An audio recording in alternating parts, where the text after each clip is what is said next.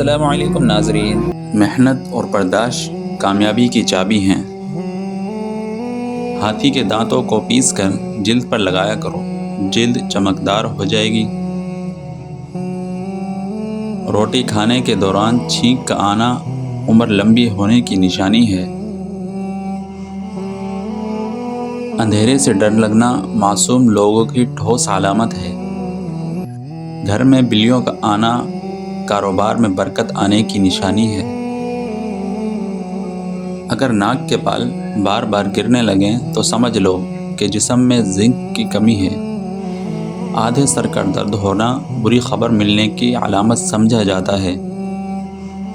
اگر پیٹ میں بار بار گیس بنتی رہے تو سمجھ لو کہ غذا صحیح طریقے سے ہضم نہیں ہو رہی۔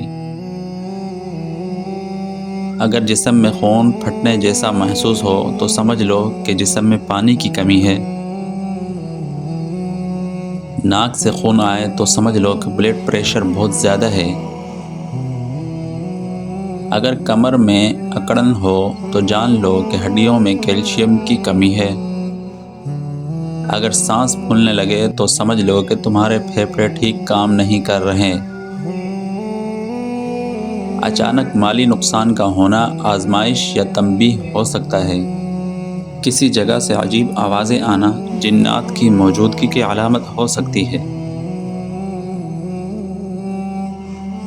ہر مسکراہٹ خوشی کی علامت نہیں ہوتی، کچھ عادت بن جاتی ہیں۔ دانش مند انسان ہجوم میں نظر نہیں آتا مگر فیصلوں میں سب سے آگے ہوتا ہے۔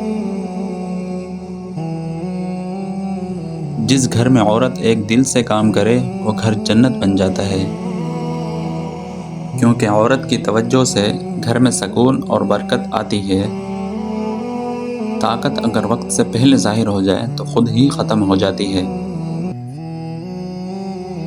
بلا وجہ مسکراہٹ آ جانا دل کے سکون کی نشانی ہے۔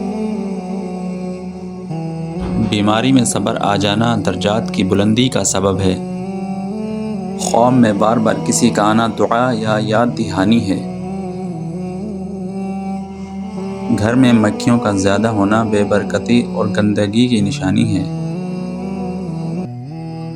کسی کو معاف کرنے کا دل کرنا بڑے اجر کی علامت ہے۔